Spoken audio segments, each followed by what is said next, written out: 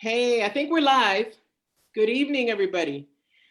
Thanks for joining us. This is the Roots of Justice team, and several of us are here tonight to, we need to talk. We need to talk. There's lots of feelings, lots of thoughts, lots of activity, and we need to talk. So thanks for joining us here on Facebook Live. We come together under real difficult times. And unless you've been living under a rock, you know that a man named George Floyd was killed by the police officers in Minneapolis. The police one of the officers put their knee on his neck for almost 9 minutes while 3 other police officers stood by and watched. Murder. So that set off a powder keg that's been waiting to explode, and our country is in deep unrest and uprising. And it's been happening. Before this, you probably heard about Central Park Becky, as people call her, Central Park Karen, Amy Cooper, who called the police on a Black man who was simply bird watching and asked her to put a leash on her dog. And she called the police and said, an African-American man is attacking me, which was far, far from true. And that incident happened, a young man jogging, Ahmaud Arbery, jogging in Georgia, was grabbed and killed by 2 white men who figured they were going to be the cops that night, and they took his life. And then, of course, Breonna Taylor, a young woman, 25 years old, who was killed by police in her apartment while she was sleeping. Something has got to change. There's much that is amiss. And so we want to talk tonight. This is very informal. There's lots of feelings, share my own feelings, lots of feelings of rage this week, quite frankly, and trying to be constructive with how I direct those feelings. But tonight we have 4 or 5 of our four other trainers with us. So I'm going to start with Jessica, and then we'll go to Phil, Conrad, Nick. Just introduce yourself real briefly and talk about your feelings. Let's start there. How are you feeling?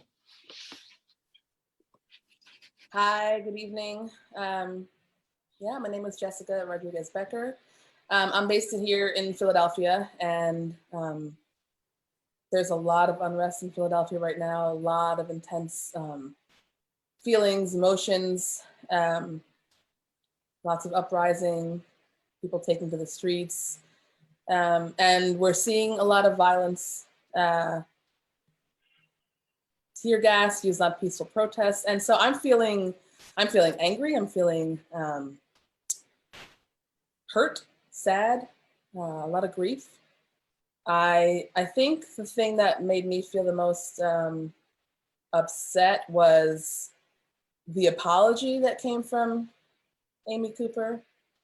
Just the ability to, the privilege to say, I'm not a racist, that's not who I am, when clearly we see it. Just the ability to sort of say that things aren't so when we see that it is, and that, a Black man can't say that he's not a criminal, but she can say she's not a racist when we have it on TV. So I feel incredulous, I feel outraged about that, I feel exhausted. I feel exhausted. I think it's probably the most overwhelming feeling. It's just, I don't really want to do this again. But here we are. Thank you, Jessica. Yeah. Phil?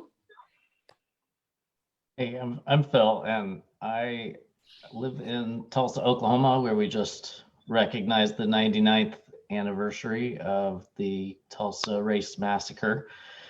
And it was, I guess, a privilege, and it felt very, in some ways, solemn to be starting the march on Sunday evening, on like the 99th anniversary to the day, in the place where that massacre happened, at a church that was burned to the ground. And so that was really powerful to be in that space at that time, rising up and saying we still need justice.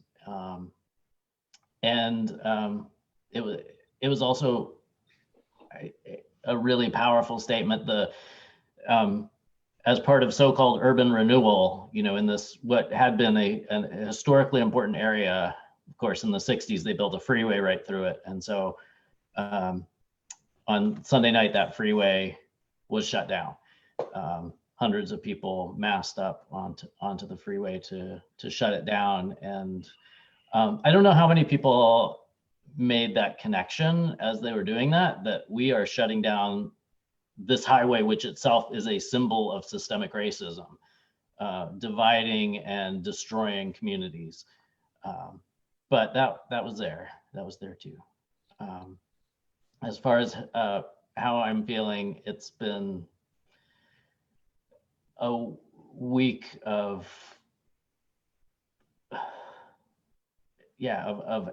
anger, of helplessness, occasional hope, and just a lot of seething anger, and some nights not sleeping well. So.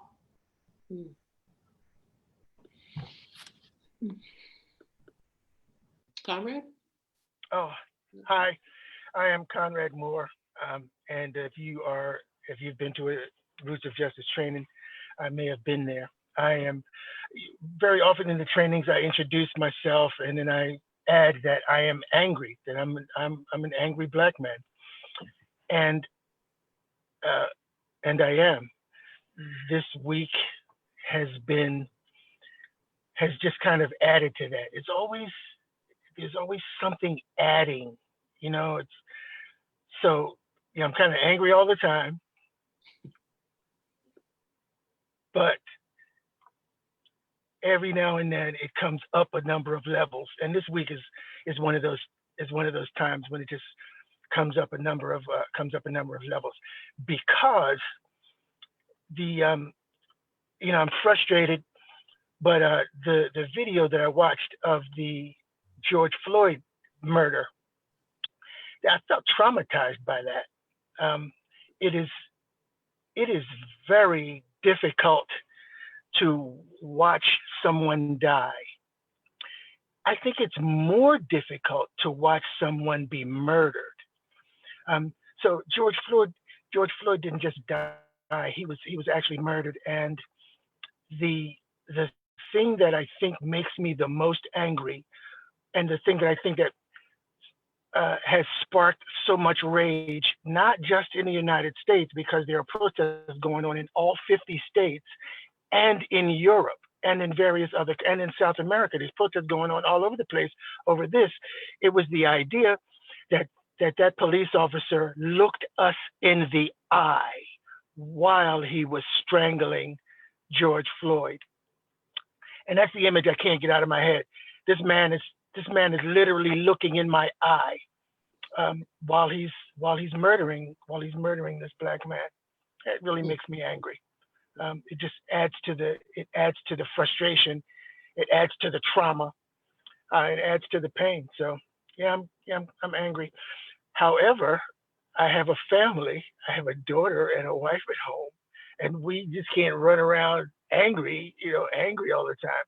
So you have this seething level of anger under the surface, and I'm still out in the workplace, so you're still trying to do your work and be cordial with people, and even more than cordial at home. Of course, you love everybody. You're trying to be happy and friendly, but there's still this underlying pain. Yeah. Nick? Hello, Nick. I think I feel pretty much what's been expressed. Pretty much, probably, you name it, I felt it. overwhelmed a lot, but especially angry, really angry. And especially today, I started getting annoyed, really irritated, aggravated, actually. Near Lancaster, Pennsylvania, where I am, we've had some protests, and some of the folks have been met with violent police response, tear gas.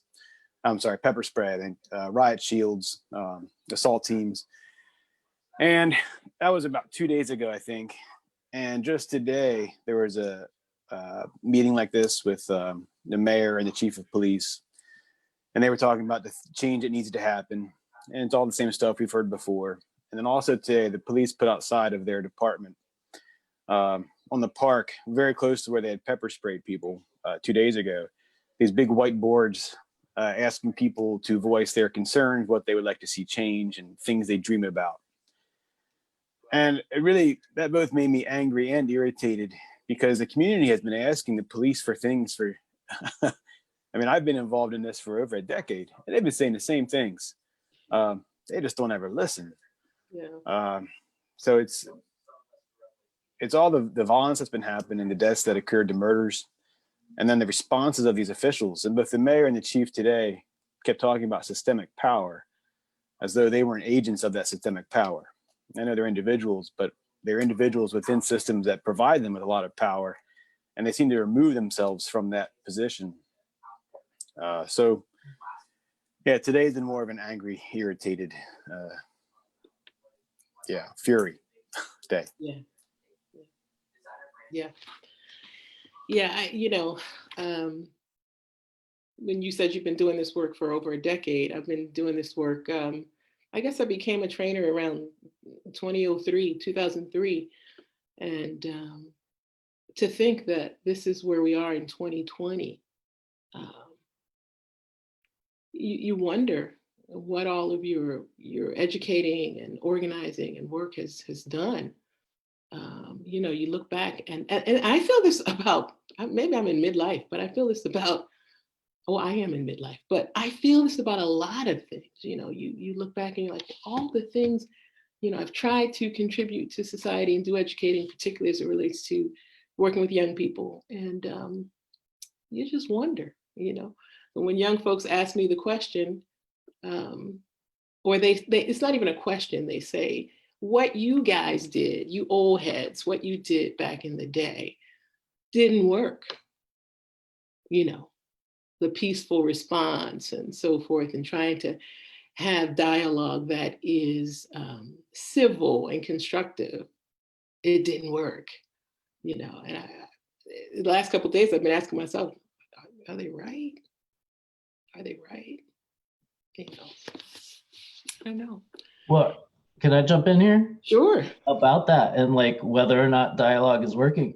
There have been groups here in Tulsa that have been trying to work with the mayor and the police department to end the city's contract with this TV show called Live PD. I don't know if you all have seen it. I've never seen the show myself, but the community that is most affected by this show, they follow, it's kind of like cops in a way, they follow the cops around and show what happens. And the community in North Tulsa, particularly, which is the predominantly African-American section of our segregated city, has been saying for years now, like, we need this to end. We want this to end. Please end it. We can do this. Mayor, you can make this happen. And the mayor has refused. Well, Monday, after a weekend of two of the biggest protests ever in Tulsa that I've ever seen, the mayor finally, sat down with community leaders and made some movement in the right direction to at least changing it. It's not really clear to me what it's going to end up being, but yeah, movement in the right direction. After all this, years of dialogue, nothing happened. But okay, so if this is what it takes to listen, then all right, this is what we need to do, clearly. So it takes violence to listen. Just Well, and I mean, we didn't have like loads of violence in Tulsa. I mean, there were some, some of the fringe groups, probably, probably a lot of instigators, outside instigators, but the community leader, like the main marches and demonstrations were very not violent at all. But it was, enough to push things along just a little bit more. well, with that, and anybody can respond, but where do we go with some of the violence? I've been calling it a powder keg, and I realize there's different theories about who's doing the violence. I mean, are there outside groups coming into cities and so forth? But what are your thoughts on violence? Some folks say, well, Jesus turned over tables in the temple, right? We talk about, folks of faith and that sort of thing. What do you think about the violence? What is this about? What's happening? Can I respond a bit? Can you hear me? Yeah. Yeah, I think that the media doesn't do a really good job of separating the knuckleheads from the people who are out there trying to peacefully protest. And I think that that the very often there are people who are opportunists in these kinds of scenarios. So some of the people who are doing the looting, for instance, I think these are some of the same people who burn the police car when the Eagles win the Super Bowl. You know what I mean? When a town wins a big sports championship and people pour onto the street and telephone poles are knocked down and street lights are knocked down and windows are broken, and this is a happy time. But there's always that element. There are always those people there who are knuckleheads, and they're looking for these opportunities to do some crazy stuff. And the sad thing is that the media ties them in to the protest, which in most cases, and this is anecdotal, but in most cases, from what I know, they are not actually tied to the protest. And some who may feel like they need to smash a window because they're protesting the injustice. I think they're doing it. I think they shouldn't do it, but I understand why they do it. I really understand it. I mean, I just get it. And I've said this before. If I were in one of those places where a protest is happening, I am absolutely certain that I would be there. I'd probably try to stop somebody from doing something to harm some person. But if I saw somebody destroying property, I'm not sure I would do anything. Yeah, can I jump in there? Well, you might hear all of our alarms on our phones going off too, because Philly just announced another curfew tonight. So that's just to highlight, where we are right now in our lives in the world. But I want to piggyback. I think Conrad was sort of saying this, but I want to amplify it. I don't think destruction of property is violence. I think destruction of bodies and lives is violence. And I have a real hard time. It's infuriating to have those things equated. To have a building and structures and what property equated to a life. It is not a life. It is not a life. And that is not the same as violence. That's the one thing. The other thing I want to say is that I think violence is in and through this entire movement, but every movement and every part of this struggle, even when we use nonviolence, the intention there is to reveal the violence of the state, right? The intention of nonviolence is to reveal the violence that is present. So I don't think saying we got to get the violence, there's really not any time when there's not violence. It's all violence. It's just a matter of whether you are perpetrating the violence. And I'm not saying that, there's not a place for that. I'm not here to, make that argument, but I am saying that there's no such thing as no violence, because we are enduring violence. Black bodies are enduring violence every day, That's right. all the time. And so if we're making choices to endure the violence publicly in a nonviolent way, that's still an equation that includes violence. That's good. That's good, Jess. I like that. This country values property, buildings, things, and not Black lives, right? And so there are folks, you've seen the lines on Facebook. If you're more upset about the looting and the destruction of properties than you are about watching a Black man die with somebody's knee on his neck, you're part of the problem. Yeah, I like that distinction. Yeah. Are there any other thoughts on the violence?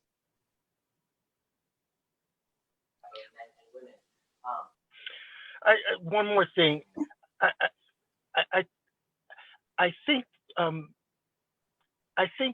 that what America is a nation that was born of violence, and so for white people right now to pretend that they don't understand that this whole nation was born of violence. You went to Africa, you looted Africa. You looted Africa for centuries, not only of the indigenous people of Africa, which is why we are here in the United States right now. So you looted the continent of Africa of people and of minerals and of resources, right? So, and then you come here and you loot the native people of what belongs to them as well. And so it's looting and killing and looting and killing and looting and killing for a couple of centuries. And so then when we're here now and now we're supposed to pretend, and we're supposed to listen to these words from people who are telling us that violence doesn't work, violence doesn't help, and violence is not the answer. And while I may in a spiritual kind of way and an intellectual way want to agree with you, I have to acknowledge your history, which you don't want to. Yeah. Your history says that violence has worked for you. And so what you're telling us is that violence won't work for us. At the same time, you're not acknowledging how violence has worked for you. Mm-hmm. Because you're in positions of power and authority all through violence and looting and taking things from people. So you are, we want to say, hey, we're the most powerful nation in the world, but you took it from people. That's right. You took it from people. And so that's kind of how I feel about violence, especially when I hear white people talking about, I wish they would just not, I understand you need to protest, but please don't do it violently. I hear you, but I'm ready to put my hand up. I can't hear that from you. Well, I 100% agree with that, but it's not just that the power was gained through violence. It is maintained through violence. It's not like the violence was then, because you also hear that narrative. Yeah, we did those terrible things. That was then, and now we don't. Now we're different. That wasn't us. But it is currently maintained through violence. Yes. And that I feel like is really important, because then to say that violence is not the answer, or to condemn violence when you're actively the main perpetrators of it. Yeah. Well, we got President Trump on tape telling the governors, what did he say? He said, you're acting like jerks. Get in there, control the situation, do what you need to do. Basically, knock them around and put them in jail forever. I mean, just a thug. Well, he told in 2017, he sat in a group of police officials, and he literally told them to kill George Floyd. Essentially. He told them to kill Black people. When you're putting them in the car, see, that's just a subtle thing. But when you're putting them in the car, you could be a little rough with them. He's literally telling them. And the unspoken part of that was, do that, and I've got you. You'll be fine, because there is a system in place to make sure that you'll be fine. So don't worry, do it. Mhm. That's why that police officer could put his knee on that man's neck and look us in the eye because he knew he had a system in place that would protect him from us. And that's Well, so- exactly how Amy Cooper could get. She knew. So when white folks tell me they don't understand what we're talking about systemic, when we talk about systemic racism, they know. They know. Anytime Amy Cooper could get on that phone and say clearly, an African American man is attacking me. Ah, ah. She knew exactly what she was doing. She knew exactly what she was doing. Sorry, go ahead, Nick. No, that's okay. Yeah, I think that's one of the challenges in working with other white folks is getting past that notion of what is violence. I think it was Jess that brought that up, not considering the destruction of property as violent, and I absolutely agree. I think it was our wise friend and trainer Michelle that likes to say "people over profit." Jess, you were getting at that. Absolutely.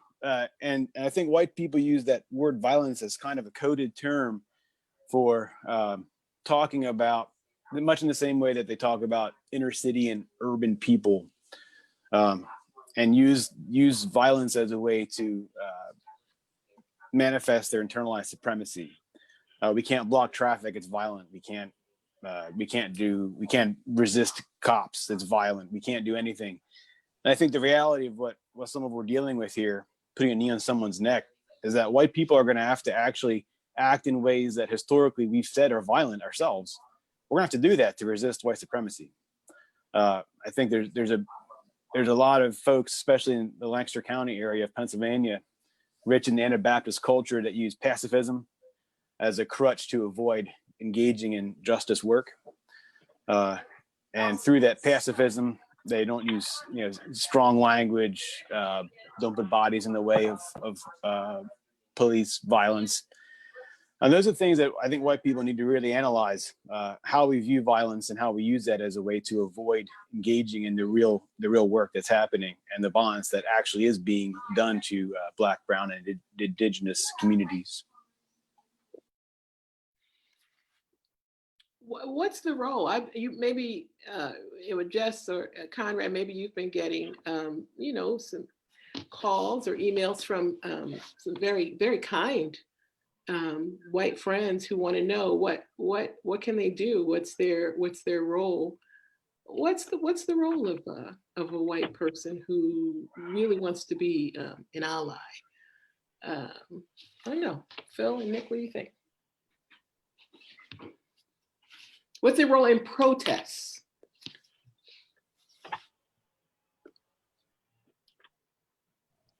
Are you opening this question up to everybody, or are you asking the white people? Well, I was asking the white people. Okay. But if the white people don't have anything to say, we're just trying to be nice to each other and let the other one go. But Stop that! Stop doing that! dead air is bad. I'll jump in, say a couple things, I guess. I think first of all, the role of white people in a protest is the same as the role of white people in any other activism work, and that is to follow the lead of people of color. But in a protest situation, though, in particular, you should be following, you should know who the leaders are of the protest and follow them. Because they're the ones who, whose names might be on the permits or whatever, and who have some responsibility if things go bad for it. So you should respect their leadership role and follow that. And that will also help you getting, dragged off by, the, instigators, the Boogaloo Boys or whatnot, into, doing other stuff that's really intended to disrupt the movement and not to protest and advance the movement. So that's sort of the first and most basic thing I would say. Just follow the leaders and the people of color leaders who are there. And along with that, don't instigate like your own stuff, including like chants. We saw some white folks who were there, probably well-meaning, but they were trying to get chants started. Well, join in the chants, but don't make up chants and try to get people to follow you. That's not our role in a protest, unless you're asked to do that. If you're asked by one of the leaders to do that, go for it. But those are some things that come off. Nick, you were wanting to jump in. I think you hit some of the main points I would say too. It's crucial for white folks to follow leadership because we're destined to repeat white supremacy if we do it on our own. And as Phil was saying, folks of color, Black, Brown, Indigenous folks will be the first to face retaliation and will face the most severe of the retaliation. So white people need to really think about what's at stake for the people we claim to be standing up for. And we can do that first by following, listening, and following. I had other thoughts, but they left, so I'll bring them up later if I can. All right, Jess, I think you wanted to add to that. Yes. I think I agree with both. All of that, and I think that is absolutely the most important thing is to follow leadership of color that's present. I also think it's important not necessarily to initiate this or to be the one sort of instigating this, but at least to come with a willingness to assume risk. So exactly. I think we need to collectivize the risk, and white people inherently have less risk. As Nick was saying, the people of color are going to face the more intense, more severe consequences always. And so whatever the risk is that people of color are facing, you need to be willing to face that same risk. And you need to be willing to face it on their behalf, in their stead, in the gap. Like, I think that's really important because just showing up and feeling good about yourself is about you.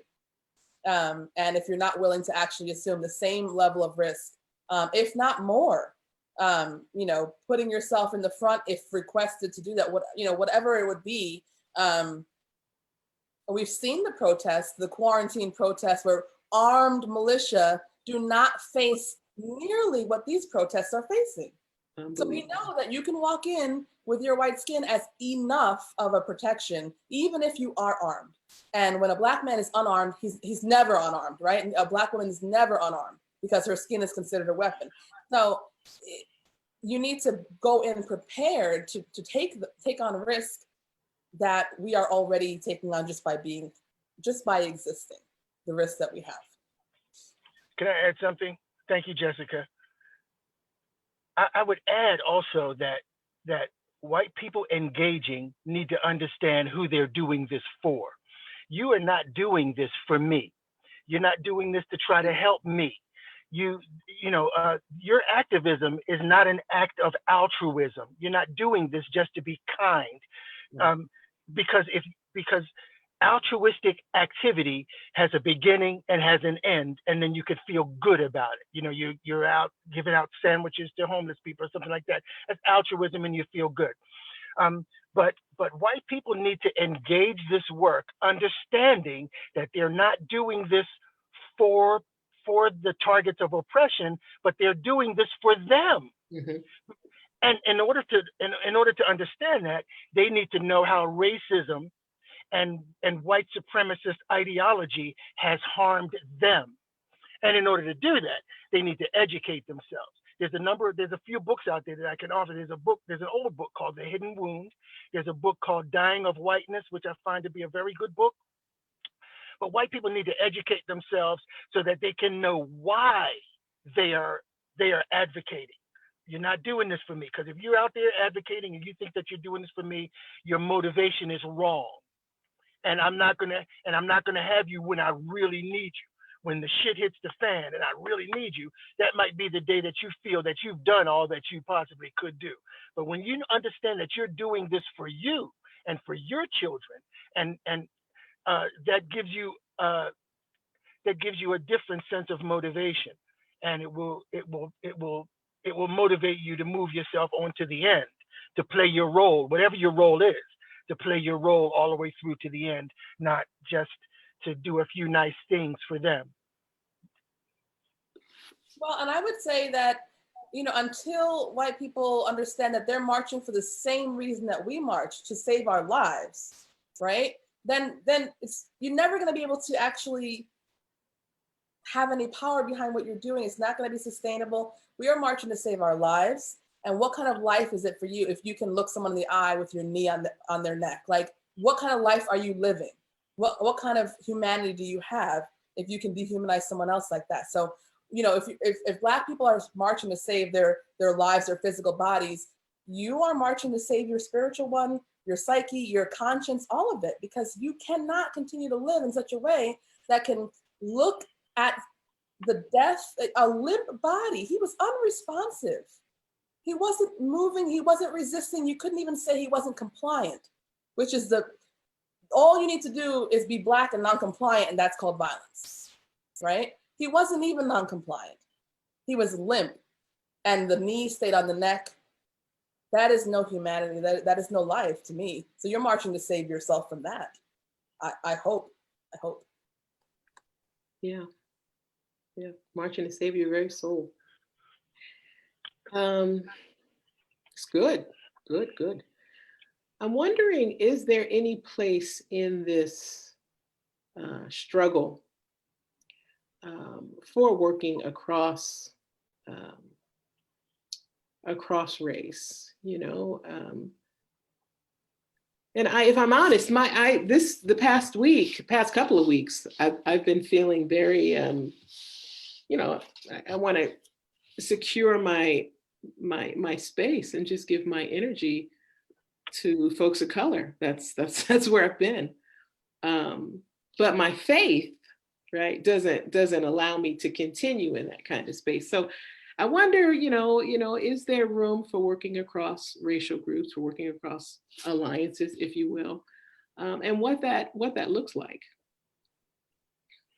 Is it ever successful? I have had white people tell me that you can't do this with white people because we will always take over. I've had white people tell me that. Well, I think the alliances need to be not just with white people, but I think the alliances need to be between targets of oppression. One of the challenges that I think we've had is Asian people have their advocates and they stay in their own camp most often, right? And African Americans have their advocates who stay in their own camp, and we only deal with African American issues, and we don't find ourselves, you know, and so the alliances need to be built. And that means relationships need to be built, first of all. But relationships and alliances need to be built between targets of oppression, historic targets of oppression, because we all have the same oppressor, yet we've not found ways to build sustainable alliances. And so that ensures, by divide and rule, that ensures that each one of these targets of oppression will continue to be targets of oppression because we haven't found ways to build sustainable alliances. So in the coming years, the challenge, if we're going to make progress at all, the challenge is there to build alliances between targets of oppression. And I'm sure that there'll be some white people who will join, and that's great. But if the targets of oppression build sustainable alliances, we can move the needle because we're no longer the minority, you see. But we can move the needle. But until that happens, we will not move the needle.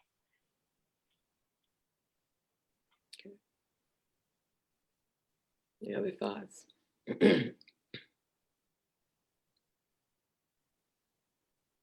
I think it has to do also with a lot of self-reflection and what do we aspire to? And I think part of the reason why different groups of color do not work together is because in your own little camp, you're essentially aspiring to power. It's not like we want to dismantle the system that allows for some to have power. We just want to be that group, right? And so the closer you are to whatever the reigning power is in our society, white, male, Anglo, Christian, able-bodied, neurotypical, right? Educated, wealthy.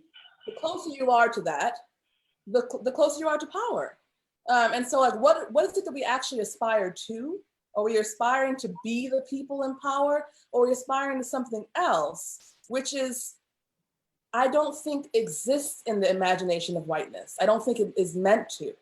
And so I have a real, question around, what do we want to be?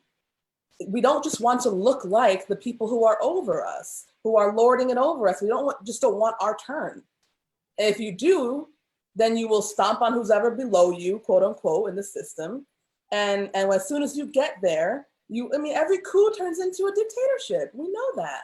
Yeah. Cynthia, can I say something about what the white people said about not joining coalitions? I can't speak to their stuff, of course, but I just want to add for white folks that we don't have to be in the roles of overtaking everything. I know that's often the reality of what we do, but a lot of the work I've done against sexual violence, there's this language that men have around that's almost like it's encoded in our genetics that we have to act sexually aggressive, as though we can't do anything other than that. And I think for a lot of white people, it's a similar kind of, it's just what white people do. And so the fact that white people are saying that, I think needs to be just responded to, and that we don't have to act that way. We learned how to be we learned how to consider ourselves as superior. We learned to consider ourselves as the ones who should be talking first and most often. We learned how to take over meetings. We can unlearn those things. We can be in roles that we would say is subservient and are subservient. We can follow. So I just wanted to make sure that white people don't fall into the trap of thinking we're destined to just be white and nothing else. If as you said about marching and protest for us all, part of the learning we do to realize our souls are at stake is also learning we don't have to act in that internalized white superiority way our whole lives.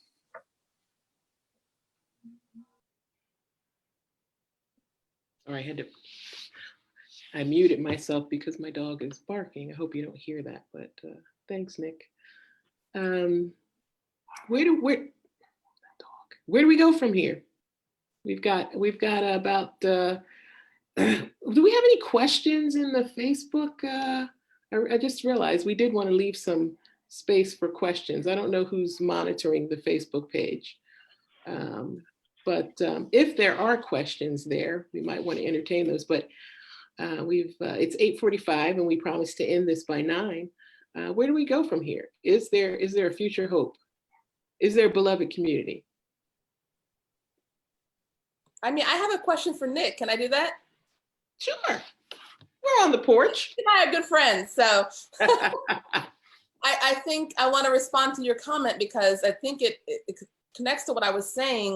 And when I talk about the imagination of whiteness, I don't mean white individuals, right? I mean what whiteness can imagine. And I feel like what you're suggesting is imagining something else, relearning, learning something new. And, obviously you and I know each other, and working with you gives me a lot of hope, but where do you see that like possible, that imagining, that new imagination that I do not think whiteness wants white people to actually endeavor? Oh, where do I see it happening? Or where can it happen? Go where you will. Yeah. I often just kind of speak through my own experiences. And so I guess part of the way I see it happening is understanding my own journey through whiteness, from knowing that I have to check a certain box, or I'm expected to knowing what it actually means to be white, to knowing how whiteness has actually impacted my life, and kind of finding the edge of where is Nick Myron the human, and where is whitey Nick. So where's white guy Nick, and where's Nick Myron human guy? And that's a rough edge. I don't know that I'll ever actually be able to just be Nick Myron human and not white, because part of my understanding of that, and I guess part of what gives, I don't know if I'm answering your question, but Now I forget what I was going to say. I do this. You all know I do this all the time. But yeah, that edge of what's white guy Nick and what's human guy Nick. There's a battle inside me. I can feel that, and it's a battle I'm welcoming of. But I know it's there, and so that's how I can say that we can imagine a new way of being. Did that answer your question? Yeah, I think at least it moves things in a direction, like just acknowledging the battle, even, honestly. Yeah. Thanks for asking. Can I respond a bit to the question of where do we go? Yeah. I think part of our challenge is figuring out, as anti-racism educators, how do we help anti-racist and anti-oppression organizers better do their work? Because what I find with many of these organizations is they have the usual suspects. The National Action Network, they know who's going to come. They know who's going to be at the march. They have the usual suspects. The NAACP, same thing, usual suspects. But they don't know how to expand their constituency because not enough people understand how systemic racism works.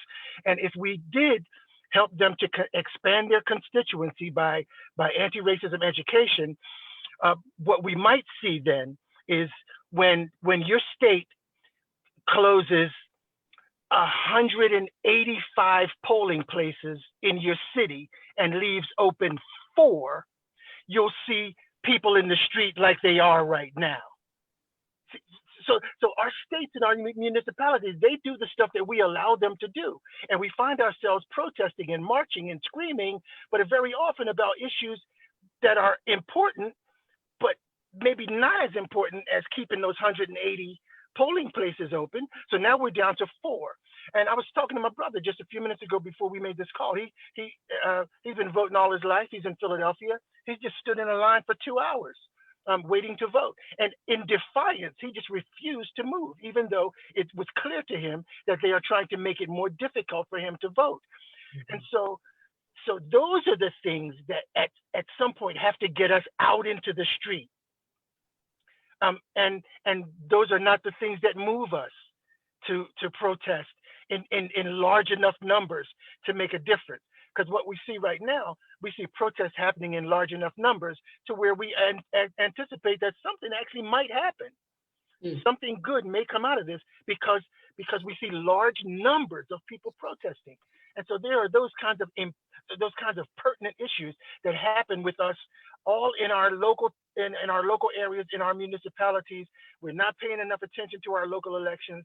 We know more about our sports heroes than we do about the guy who's on city council, who's voting to make sure that I still can't get that the minimum wage can't be raised. You know, we know more about the sports hero than we do about the legislator who's voting to make sure that I still don't have health care and that I don't have paid days off, but he does, and I'm paying for it. And we're paying them to vote so that we don't have the things that they have. And so if we continue doing our work as anti-racism educators and educate our constituency in ways that we know when it's time to go out in the street en masse over some of these kinds of issues, I can see moving the ball forward. Mm-hmm, mm-hmm. Yeah. Mm-hmm. Yeah, I could say too. I think part of our work needs to be, as Con and I was talking about, the mass movements. I mean, there's so many people going out right now. Part of our way forward is figuring out a way to pick up on the energy and strategize locally with people that are also engaged, so we don't lose the momentum. There was a rally here yesterday where I live. The school district 10 years ago was 97% white, of the whitest school district in the county, Lancaster County. It's changed a bit since then, but still among the top 3 whitest. And this town has had a lot of demographic changes over the years, but nothing significant. And it was the first time I'd ever seen any kind of sign of any care community-wide for Black lives. There was a protest in the center of town. And since then, I talked to the organizers. I've reached out to a few folks, and people I didn't know live here have been now coming to me and saying, "Oh my gosh, I didn't know you lived here either, Nick. Let's figure out." And so I think part of our work needs to be identifying who's doing what and strategizing on the momentum that is being picked up now, because we cannot lose where this is heading. We have a question that came through from Facebook from Jasmine Hines. And Jasmine wants to know, how do organizers close the generational age gap long enough to respect the different approaches? How do organizers close the generational age gap long enough to respect the different approaches? Any thoughts there? Well, shoot, how have we done that here? I mean, we have that issue within Roots of Justice. We do, yeah. Yeah, we'll say, so we'll say more. I think there's a lot to be gained from each other, and I think it requires a lot of trust, a lot of time spent, probably 3 nights in a hotel together frequently, like we do. But not that much has changed in terms of what we're facing, right? I mean, and so yeah, now we have cameras, but doesn't make a difference. So I don't know that the enemy is clever in that it sort of changes its costume a little and tactics, but what we're actually fighting is remains the same, white supremacy. And so I think it would be foolish for us to not look at the old playbooks, but also foolish for our predecessors to not hear what we're experiencing today on the ground now, and work with each other and respect each other as having different experiences, different abilities, different bandwidth. What I might have bandwidth for, a younger person, might not, or they might have bandwidth that I don't, and the same for you and I, Calinthia. I mean, as it goes, we all have different abilities and different capacities. I have not been out there marching today. Like, my hips don't want to do that. But I have bailed people out. So I think, to take an analogy out of the Christian text, if we're a body and we have different roles, there's many texts that use that analogy, but that's my context. So how do we support each other? How do we work together and respecting our different capacities, I would say. Can I add one of the challenges that we have is pretending that all of this is new, but it's not.